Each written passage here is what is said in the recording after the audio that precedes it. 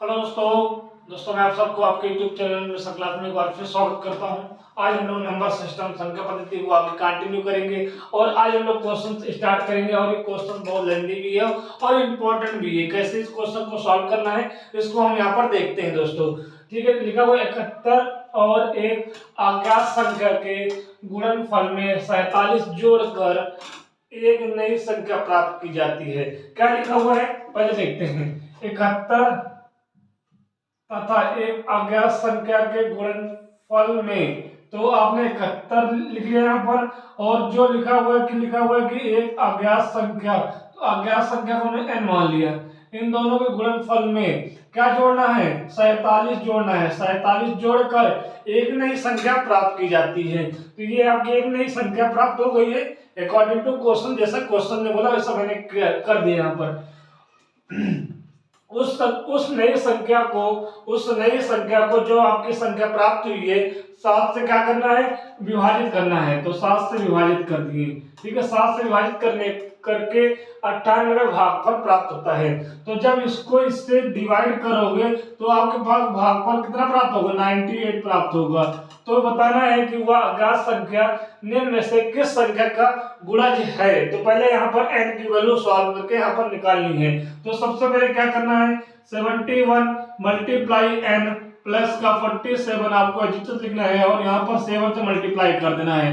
तो यहाँ पर देखिएगा 8 7 जा 56 होगा, 5 कैरी जाएगा, 9 7 जा 63 होगा और 5 ऐड करोगे 68 आ जाएगा। यहाँ तक आप बताइए समझ में आ गया, यहाँ तक आपको समझ में आ गया, चलिएगा।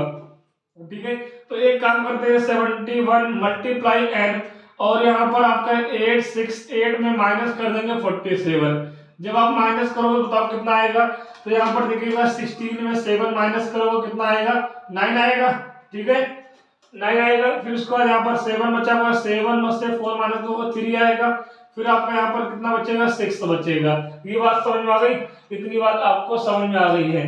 तो यहाँ पर n इक्वल टू क्या हो जाएगा, 71 से भाग कर देंगे। तो 71 से जब आप इसको भाग करोगे कितना आएगा बताइए मुझे। 71 10 जा कितना होगा, 7 10 होगा ना, 710 हो जाएगा। अगर 71 दाम में 710 9 बार में कितनी बार में चला जाएगा, तो इसको 9 बार में पूरा कट जाएगा। कितना आएगा, ये 9 आएगा। n की वैल्यू कितनी आ गई दोस्तों, 9 आ गई है। तो ये इसको बताना है कि वह अज्ञात संख्या निम्न में से किस संख्या का गुणज है। तो आपका जो अज्ञात संख्या जो आई थी वो 9 आया था, 9 किस संख्या का गुणज है। अब 9 के जब हम फैक्टर करते हैं तो आपको क्या मिलता है, 3 और 3 मिलता है। तो ऑप्शन 9 के अंदर 2 तो नहीं आएगा, 9 के अंदर 5 भी नहीं आएगा, 9 के अंदर 4 भी नहीं आएगा।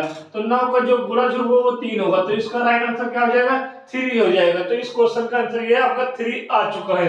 तो आपको थोड़ा सा कैलकुलेशन है, थोड़ा सा आपको स्मार्ट वर्क करना है ताकि आपको जल्दी आंसर आ जाए दोस्तों। तो इसको नोट कर लीजिए, फिर आपको नेक्स्ट क्वेश्चन करते हैं।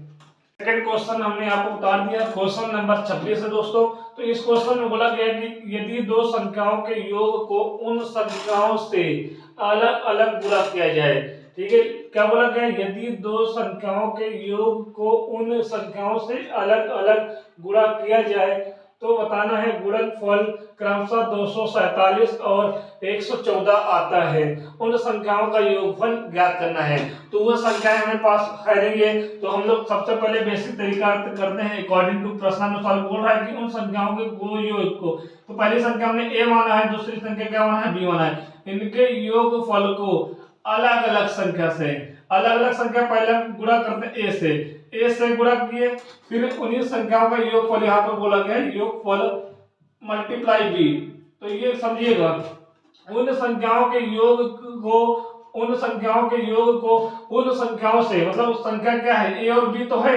अगर मैं a और b लिखा हूं, यहाँ पर a और b लिखा हूं और बोल रहा है कि उन संख्याओं के योग से अलग अलग संख्या, a से पहले गुणा किया फिर बाद में b से गुणा किया, वही संख्या होंगी। उन संख्याओं के योग को उन संख्याओं से अलग अलग गुणा करने पर हमें गुणनफल कितना प्राप्त होता है, तो क्रमशः 247 प्राप्त होता है और 114 प्राप्त होता है। ये लैंग्वेज कहा गया है, कुछ नहीं करना है। इस लैंग्वेज के अकॉर्डिंग हम यहाँ पर इक्वेशन बना लिए हैं। ठीक है, इस लैंग्वेज के अकॉर्डिंग हमने क्या बना लिया, इक्वेशन बना लिया है। ये बात समझ आ गई, इतनी बात समझ आ गई है। तो जब हम इसको ए स्क्वायर प्लस ए बी भी तो लिख सकते हैं, इसका टू 247 हो जाएगा। इसको मैं ए बी प्लस का बी स्क्वायर इसका टू 114 लिख सकता हूँ ना।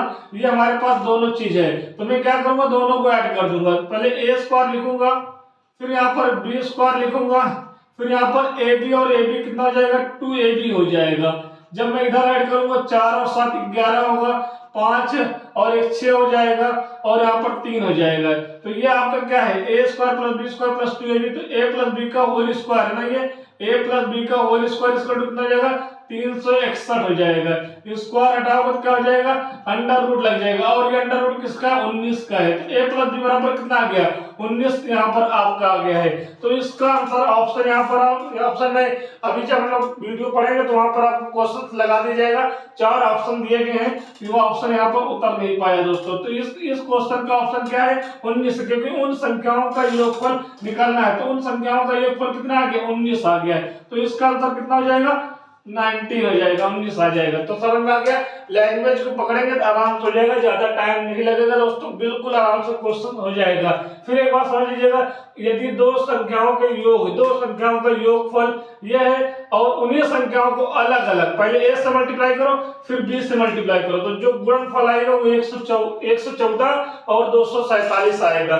फिर इसको हमने क्या किया है, दोनों इक्वेशन को मैंने जोड़ लिया है। जब दोनों इक्वेशन को जोड़ोगे तो a प्लस बी बराबर क्या हो जाएगा, 19 आ जाएगा दोस्तों। तो इस क्वेश्चन का आंसर ये आपका यहाँ पर आ गया। तो इस सेक्शन में बस इतना ही। अगर आपको ये वीडियो पसंद आएगा, आपके लिए हेल्पफुल है, तो दोस्तों जरूर सपोर्ट करिएगा। चलिए आगे हम लोग कर लेते हैं। जय हिंद, जय भारत।